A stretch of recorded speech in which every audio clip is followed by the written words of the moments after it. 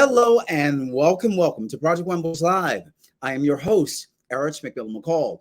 I am founder and CEO of Project One Voice. It is day 104 of my Emancipation Tour. Now, for an entire year, I'm immersing myself in Black history and culture.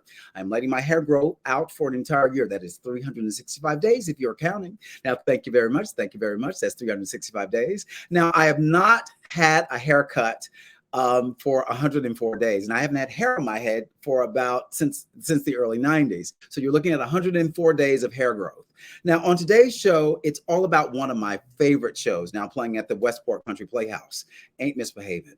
It's a perfect musical review. Now, the Fats Waller Revue opened on Broadway in 1978. The original production won 6 Drama Desk Awards, 3 Tony Awards, including Best Musical and Best Featured Actress, given to my homegirl from Birmingham, Alabama, Nell Carter. That win catapulted Nell Carter to stardom. She starred in the 80s sitcom Give Me a Break, where she also sang the title song. You know that song, Give Me a Break, cause I'm not that great of a singer, but yeah, I love that song. And soap fans will remember her from her stint on Ryan's Hope back in the day. I loved Ryan's Hope. I loved it. Now, Ain't Misbehavin' ran on Broadway for 4 years, 4 whole years. I cannot believe that. Now, on today's show, we shine the spotlight on another production of Ain't Misbehavin'. This one is at the Westport Country Playhouse in Westport, Connecticut, running now until April 29th for only 21 performances. Now, Ain't Misbehavin' is a musical review with a book by Murray Horowitz and Richard Maltby Jr., with arrangements and orchestrations by the legendary Luther Henderson. It is named after the song by Fats Waller, Ain't Misbehavin'. The show is a tribute to the music of Fats Waller. It was a time when Manhattan nightclubs such as the Cotton Club and the Savoy Ballroom were the playgrounds of high society, and Lenox Avenue dives were filled with piano players banging out the new beat known as swing. Hey, Tony, can we take a look at this production of Ain't Misbehavin' at the Westport Country Playhouse? Thanks. Ain't Misbehavin'. This critically acclaimed production comes to the Westport Country Playhouse for 21 performances only. Step back into the golden age of jazz with the brilliant music of Fats Waller. With a dazzling cast and a glorious onstage band, it's a wild and exciting ride you won't want to miss. And it's a New York Times critic pick. Ain't Misbehavin', coming to the Westport Country Playhouse April 11th through the 29th only. Get your tickets today. I'm going to get my tickets today. So please welcome my guest on Project One Voice Live, the show's director, choreographer, Jeffrey L. Page. Hey, Jeffrey. Hey, Eric, how are you? I'm fantastic. Look, that show seems like so much fun. So much fun. Go ahead. It's a lot of fun. It's a lot of fun. I've racked my brain, and I've had lots of fun trying to build it into something that is prevalent for 2023. Yeah. We're going to get to that. Now, I'm going to fan out for a quick second. You know, I'm a huge fan of your work. I follow you, everything that you're doing. I love the work that you did on 1776. I love the operas that you've directed. I think I saw your thesis production. It was the Adrian Kennedy piece. You never told me you saw that production, Eric. Yeah, I saw that. What is it? The Fun House of a Negro. Yes, I saw that. It was also the last Black man in the whole entire world, Susan Larry Parks. Oh yes. I that's when I became acquainted with you and your extraordinary work. So now back to Ain't Misbehavin' at Westport Country Playhouse. Now, Jeffrey, tell us the story behind this version of Ain't Misbehavin'. How did it all come about, and how did it evolve? Well, I'm going to tell you the beginnings. I'm riding my bike in New York, and the good old Julie Boyd called me as I'm riding my bike, and she says, "Jeffrey, do you want to do Ain't Misbehavin'?"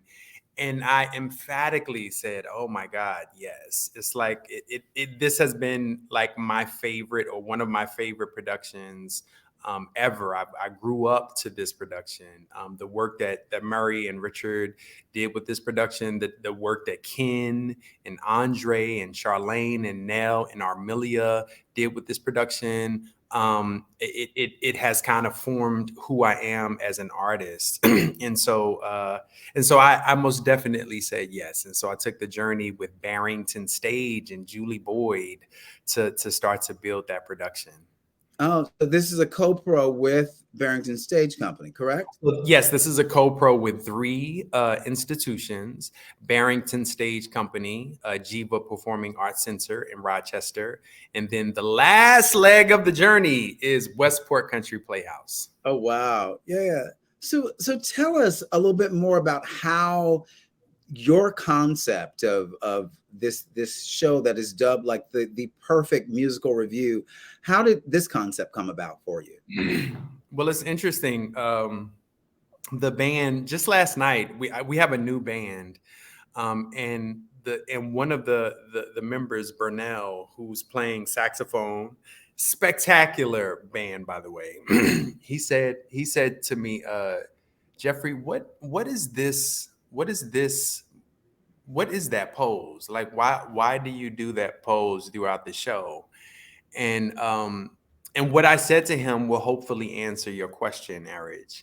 I told him about the story of Fats Waller and Fats Waller being in Chicago. I think he was touring with Louis Armstrong at the time, and they were doing a set, and some guys were at the back of the club, like some goons were at the back of the club, and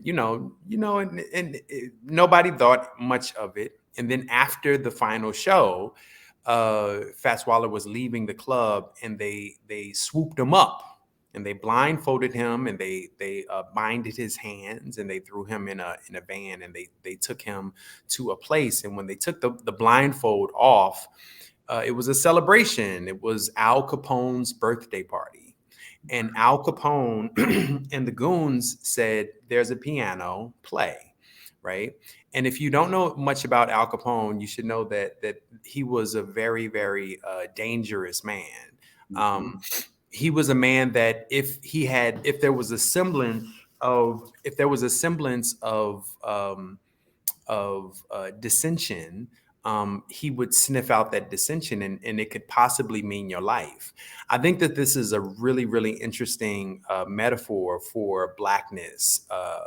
Not only Blackness in America, but also Blackness that Fats Waller was going through. So he played, and when I say he played for like 48 hours. He played. They filled him up with alcohol. They filled him up with food, and then when they finished, they put money in his pocket and they sent him on his way. And I think to myself how Mr. Waller must have felt. Yes, he was given money. Yes, he was given food. Yes, he was given alcohol. But I think to myself how he must have felt being made to do something like that. Did he his agency, was it gone from him? And did he have to put on such a show, where did he have to put on such a show where he could survive the night? And did he convince Al Capone that he was actually enjoying himself and being real, mind you, after already playing a very long day of gigs? Okay.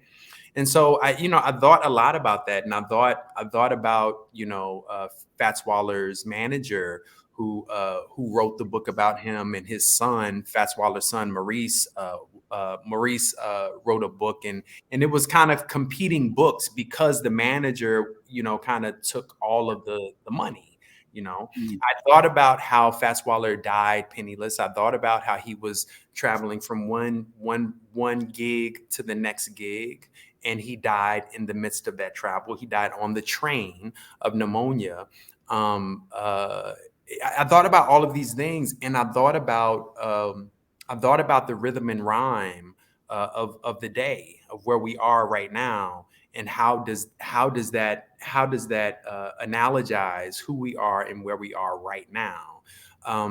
And so I wanted to create a show that wasn't a mimicked version of this production that won the Tony Awards and yada yada yada. I wanted to create a show that very specifically honored Mr. Waller in a different kind of way. I wanted to put him and Blackness on a pedestal, and so to do that, I think I wanted to focus on the gaze that fetishizes Blackness, the gaze that fetishizes Mr. Waller, the gaze that drove him to drinking so hard and so bad, the gaze that drove him to death, the gaze that made him play for 48 hours with nonstop with food and alcohol and of course money.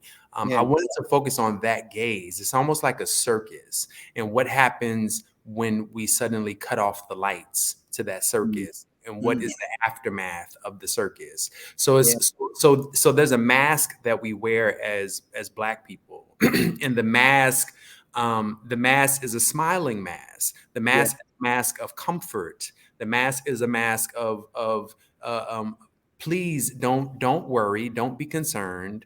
I'm a good one. The mask is a mask that says, please believe me, I ain't misbehaving. Please believe me. There's nothing about me that's bad. I can fit into your society, and that's the mask. And so there's a big turn at the end of the show that the New York Times, I think Jesse Green really got it right in his review of the show, and I really appreciated his writing of the show, which earned us the New York Times Critics Pick. And so from Barrington Stage, I have been developing and shaping and making it better. At Barrington Stage, I didn't have a lot of time to put the show together. And then at Jiva, I had even less time to put the show back together. And then here at Westport, we only had tech time. So this has been a huge rush of an experience with me stealing away times here and there in order to make the significance and the language of this show legible to an audience. So to think that what Jesse Green saw was the very beginnings of what that was, and he gave it such a kind review, I deeply appreciate it. I think the show has gotten even better with a newer cast. I love the originating cast that started with the show, but we have a newer cast, and I think it's gotten better. Yeah. Could you mention, since you're bringing up the cast members, could you mention those new cast members? Yes. So I have Maya Bass, who people might know from The Voice. I have Paris Bennett, who people might know from American Idol. I have Jay Copeland, who people might know from American Idol. I have Judith Franklin, who is a big Broadway star, and she was in a couple of Broadway shows. It's escaping me right now. And then I have Will, who people might also know from New York theater. So I have a really, really lovely cast of folks that I'm excited about, and what they're bringing to the table is a bunch of heart, a bunch of passion. It's actually one of the reasons that they can't join me today, because they, the show takes a lot out of them. And for them to kind of decompress and really get into the mode of what the show is. So I'm really excited about this cast and what they're bringing to the stage. Yeah. Now you talked about, you've got all these amazing performers in this, from The Voice, American Idol, national tours, Broadway shows. Now, and also we talked about the show that began in 1978 in New York City, and with some really incredible performers, as you mentioned, Andre DeShields, Ken Page, Charlene Woodard, Amelia McQueen, and Nell Carter. Now, the latter two of those ladies, Nell Carter and Amelia McQueen, have gone on to join the Ancestors. But as you're putting this together, how did those iconic performers and performances help you craft this journey? I mean, because you've got these enormous talents from television and just putting all that together. How did that help you craft this journey? I think I was very much inspired by them. As I said, I grew up to them. I used to listen to this little boy from Indianapolis, Indiana. I used to listen to the recording, going to sleep when I was 10 years old. Wow. Like I would put it. I was like one of those crazy little boys who loved musical theater and loved African dance and loved all of that stuff. And so uh interestingly enough, I was in a children's company called Asante Children's Theater in Indianapolis. And it was a moment where Miss Asante, Deborah Asante, who's the artistic director, she said, "Jeffrey, why don't you create a piece for us?" And I said, "Oh, I know what I'm gonna create." And so my little butt created Viper's Drag as a kid. Viper's Drag, if you don't know Viper's Drag, it's about weed smoking, and I created it when I was a little kid, and I had the entire audience mortified because I like choreographed this huge number. I was like 11 years old, and I choreographed this huge number, about ancestors and weed smoking. I was 11 years old. So these people inspired me deeply. This is why I think it's important for me to say their names. Like Yeah. at the same time that I say Murray's name, and at the same time that I say Rich's name, I think it's really important for me to say Andre and Ken's name, as well as Nell and Armelia and Charlene's name. I don't know any of these people, but these people have helped to raise me. These people have helped to rear who I am without even knowing it. So most definitely they shaped me. I think that there is something to say about being inspired, not copying and not mimicry, but being inspired enough to build something new, build something off of an original design. Erica Badu often talks about she is the improvement of the design of her mother, and her mother is the improvement of the design of her grandmother, and so on. And her daughter is the improvement of the design of her. And I love how she speaks about that. And with respect and love and kindness and grace, I would hope to improve upon their design. Hmm. Um, that's look, you've said so much that I want to comment on. There's just so much. I mean, I'm going back to your prior statement about wearing the mask. It just reminds me of that poem by, I think it's Claude McKay. We wear the mask. It's Paul Um, Lawrence Dunbar. Thank you. I was close. Uh, but I was torn between the two, and I chose the wrong one. But yeah, you're saying so much that makes so much sense, especially right now. So can you tell me how much has the world changed since the time that these songs were written by Fats Waller and originally performed by Fats Waller? Well, it's interesting, and my journey with 1776. I've learned this. I just directed Lady Day at Emerson's Bar and Grill in Philadelphia, and I've learned this. And every piece that I go into, I step into it with this idea, and it's an idea that I've thought deeply about because of my mentors, Ann Bogart and Brian Kulick, but also because of David Chase, who I just worked with on 1776. That every time that we step into a theatrical space, we have to consider three things. We have to consider the setting of the work, and then we have to consider the time that the work was built, and then we have to consider where we are right now. So those are three very, very different and monumental and important things. So in the case of A Misbehavin, I have to consider 1920s, 1930s, 1940s, so the jazz era.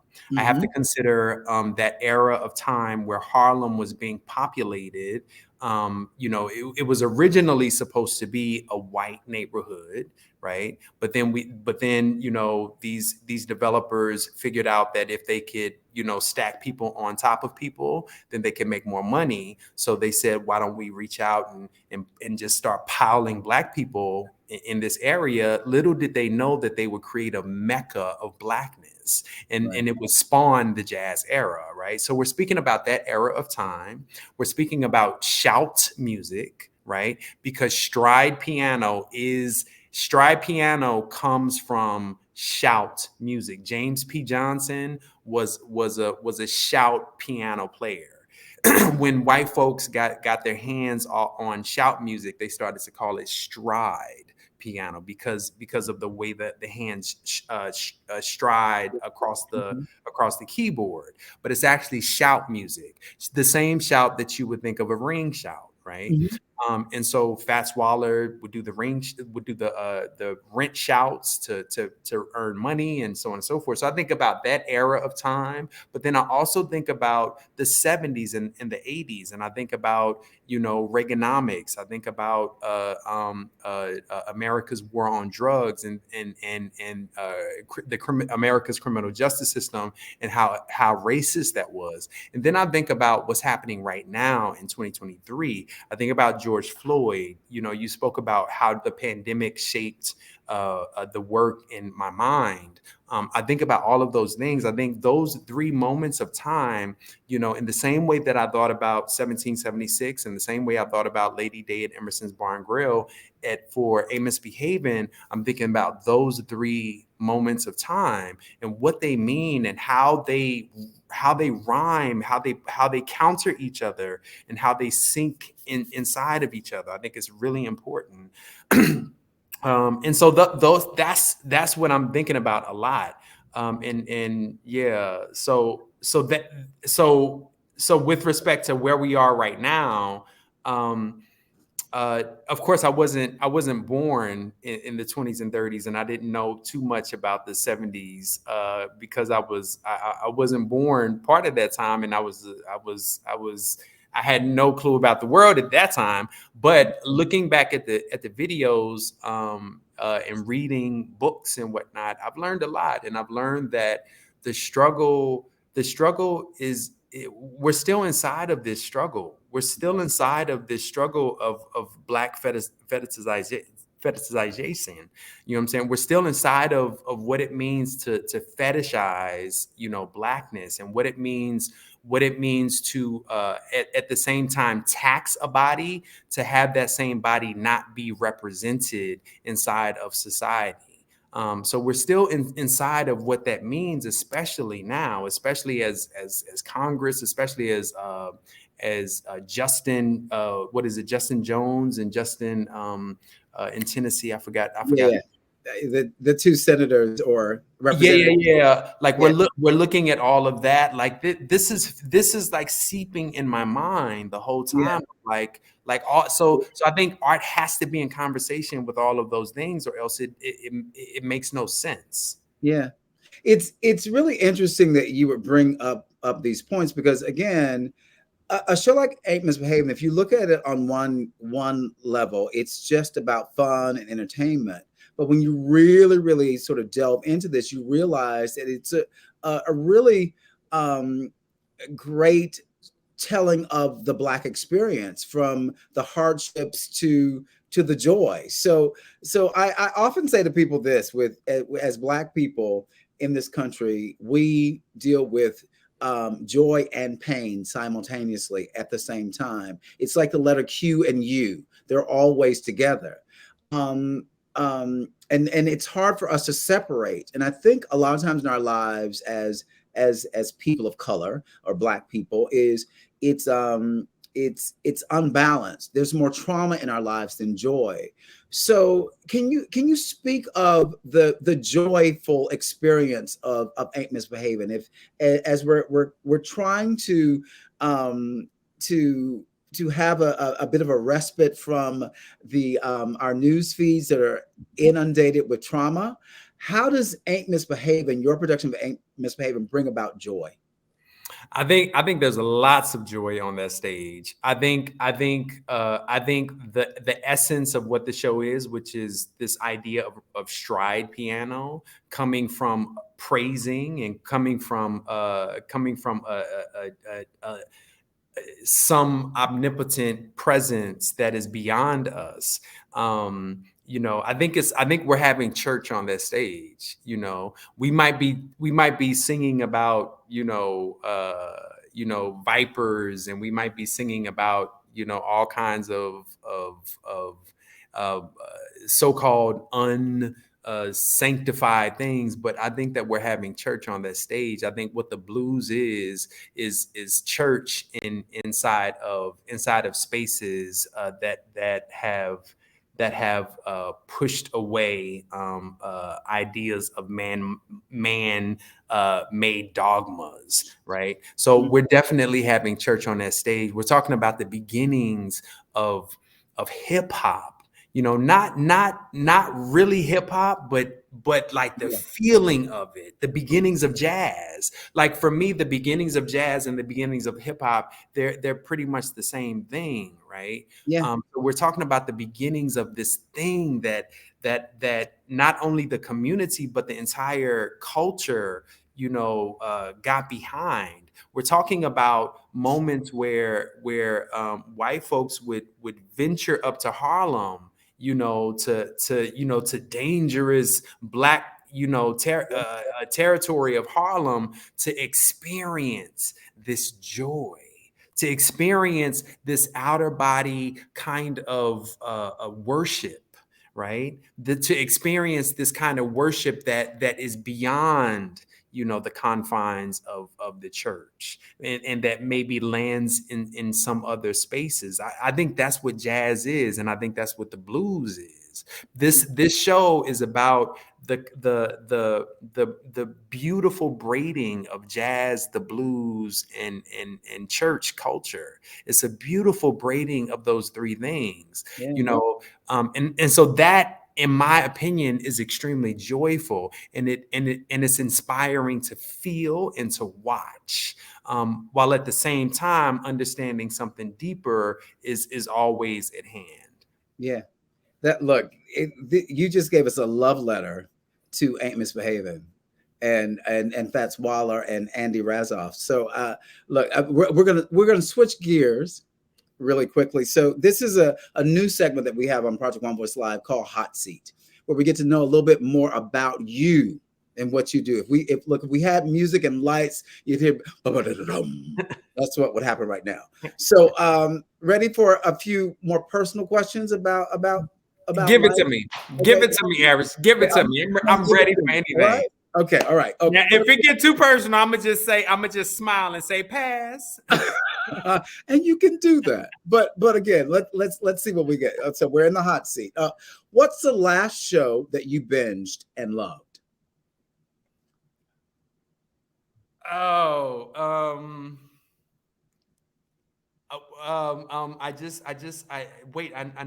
know this. Everything Everywhere All at Once. I know that's not like an episodic, but that's the last thing that I was obsessed with, and I think I'm obsessed as well. I understand the why of it, and on that vein, I think you already gave us this. Give us a film you really love. I reversed it. I'm sorry. Oh, no. Okay, Everything Everywhere All at Once, and the binge is maybe Bridgerton's. So to answer both of your questions, okay? Fantastic. Now give us a concert that you will never forget. Philadelphia, Erykah Badu. Picture it. Picture it. Philadelphia, a seedy night spot in Philadelphia. Erykah Badu is at the seedy nightclub in Philadelphia, and I was already having the time of my life. she had on like a basic like tank top kind of thing and some jeans. I was standing and I was looking at her like this, so I couldn't really see much. And like most of the show happened, and I was in love. I was just like, this is amazing. I love everything about my life. This is great. And baby, she kicked her leg up. And do you know what I saw? I saw like a 12-inch platform sequence, purple sequence boot. And that put my entire life into perspective. I will never forget it. Is that when you then went home to do the Viper's drag where did that inspire that moment? No, but my Philadelphia era was the era that seen me grow from a boy to a man. Wow. So my Philadelphia era was when I left Indianapolis, Indiana as a kid, when I graduated high school, and I went to the University of the Arts in Philadelphia. So Philadelphia, I was like, I was acting like I was grown. Yeah, there's a lot of great water. That the water in Philadelphia and the artistic creativity coming out of that space. I mean, and University of the Arts. I mean, LaChance went there, Delphine Mance. I think Robert Garland at a certain point in time. I know he's from Philadelphia, but again, it's just an incredible space for creativity, Black creativity especially. Now, what's your favorite meal? Okay, so I'm a weirdo because I'm kind of it's your favorite. So I'm kind of in my sometimes I'm a vegan phase and sometimes I'm not. My favorite meal, I think I would say my favorite meal is when I go to Senegal and I have chepoujen.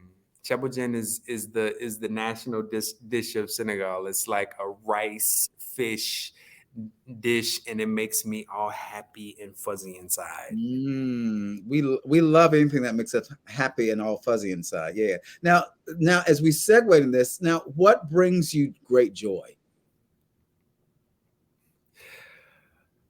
Oh man, being in a room, being in a creative space, a room with artists and people who I love, and we are all in cahoots to create a party event for onlookers. We're all on the same page of like yeah, and then we're gonna do this, then we're gonna do this, and oh my God, then this is gonna happen, and everybody's gonna lose their minds. That's heaven for me. Oh, look, you brought so much joy by just saying what you just said. Now, what is the one thing you're deeply grateful for right now? I'm deeply grateful for my parents, for my brothers. I'm deeply grateful um uh for the folks who came before me who paved the way. I'm deeply grateful for the people who call me and text me when I don't make the best decisions and kind of spank me on the butt a little bit. I'm deeply grateful for the people who will take the time out to help me get on the right track. I'm deeply grateful for being creative. I'm deeply grateful for being able to honor ancestors such as Billie Holiday and Thomas Fats Waller. Yeah, wow. And you gave us the perfect segue. So, what do you want audiences to take away from this production of Ain't Misbehavin' at Westport Country Playhouse? Join the worship. Don't watch the worship. Join the worship. Don't watch the worship. Blackness is not something to be watched from afar.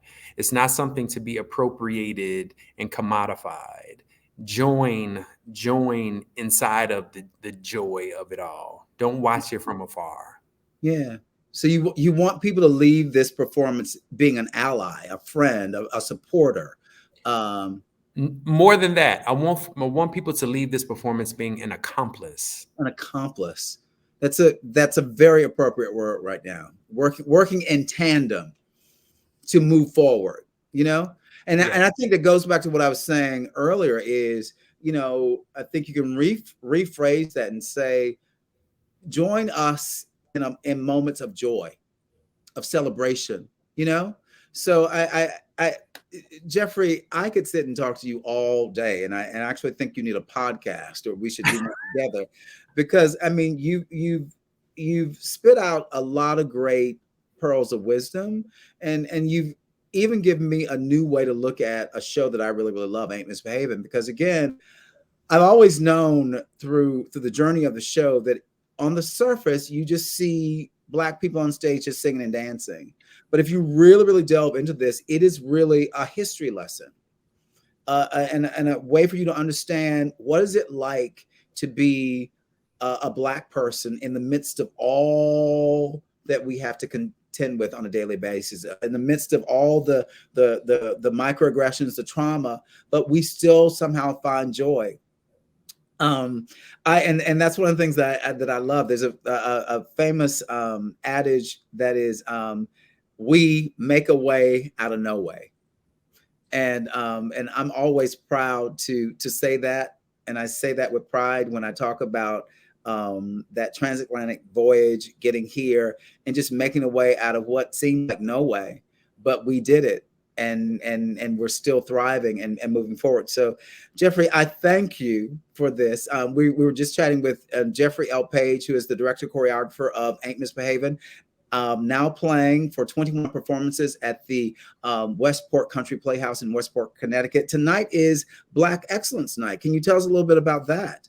So yeah, Black Excellence Night. It's gonna be an auditorium full of Black people celebrating the excellence that is Blackness. And I'm super excited. It's gonna be the loud, nasty, screaming, joyful, get up and holla and baby, baby, don't watch it, do it. Get in the aisles and dance. If you get in the aisles and dance, it's gonna be that kind of night. The ugly cry, the ugly cry, the ugly cry, the ugly cry, the cry that makes you know that God is real. Look, let me do a quick shout out to everyone at Westport Country Playhouse. Westport has done an enormous job just trying to create a place of belonging for people in the Connecticut, actually the tri-state area. I love the way they've diversified their season. I love the way how they've been reaching out to the community. They've reached out to me to help amplify and to spread the anthem of Westport and all of its brilliance. But again, I just want to thank them for, as I said, creating the space of belonging, because we all talk about diversity, equity, and inclusion, but what encompasses all of that is a sense of belonging. So I think that's what I'm hearing from you in this experience, and you've got a safe place to tell a story in your way, and that's what we're all looking for, is a moment to be seen and heard in a way that celebrates our point of view. So we're always happy that when spaces like Westport Country Playhouse open up their doors to a very diverse group of people and creates inclusion and a sense of belonging. So we want to say thank you to all of them for that. So Jeffrey, that's it for this interview. Thank you so much. I'm fanning out, and I'm very calm, because you're like a for lack of a better person that I can think of right now. Well, actually, this is a great person. You're like a James Baldwin to me of the American theater.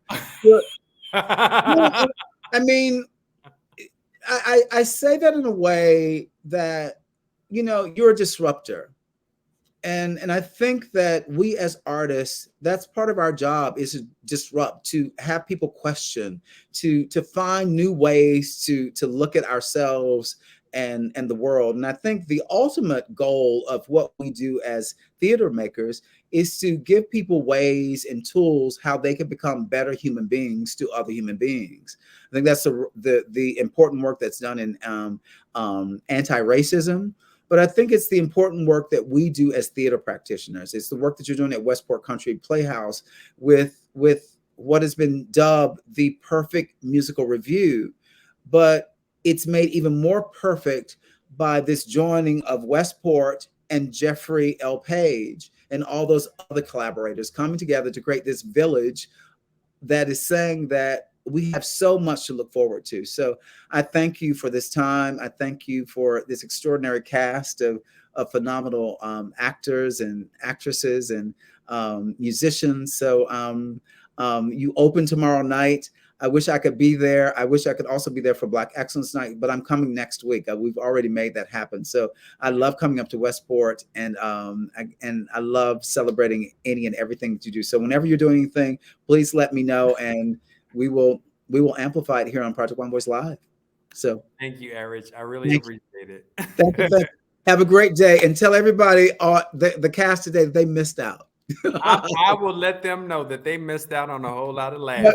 But I cannot wait. I cannot wait to see everyone do what they do on stage. I know it's fantastic. So anyway, congratulations again. All right, that's great. Thank you. All right, have a great one. So there you have it. That was Jeffrey L. Page, who is the director choreographer of Ain't Misbehavin' at the Westport Country Playhouse. So I don't know if you've noticed, but during this entire interview, everything that you need to know about this production has been on this red crawl. So it is running for 21 performances. It started on the 11th. Tonight is Black Excellence Night. So if you're in the tri-state area and you feel like having a fun time, please check out Ain't Misbehavin' at the Westport Country Playhouse. As always, I thank you for your time and consideration, and I hope that you are supporting and engaging with Black creativity in your part of the country. Now, from all of us here at Project One Voice and Project One Voice Live, we want you all to have an exceptional day. And don't forget to join us in the month of June, where the entire month, all of our shows will focus on joy. June is Joy Month for us here at Project One Voice, and we want to celebrate that in a huge way. So join us. All the conversations we'll be having in the month of June, which is also Black Music Month, which is also Juneteenth, which is also Gay Pride Month. All things that should bring us joy in our lives. So we're doing this because, as I said earlier, and as Jeffrey has eloquently said on so many times during the course of this interview, you know, our news feeds are inundated with images of trauma, of aggression, and we don't have enough joy in our lives. And I think joy is an enormous healer. It is that thing that creates balance in our lives. But it is also the place where creativity resides, where everything that gives us brilliance, that moves us forward, it resides in that joy. So to be able to celebrate that in a collective way is what we want to do for the month of June. So I hope you will join us for that entire month of June. And don't forget to follow us on social. That's Project One Voice on Facebook. P1 Voice is on Twitter, and Project One Voice on IG. Now, that is it for me. See you next time on Project One Voice Live. And I cannot wait to see this production of Ain't Misbehavin' at the Westport Country Playhouse in Westport, Connecticut. So that's it for me. Just have an exceptional day and lead always with joy. Have a great one. Have a great one. Bye-bye.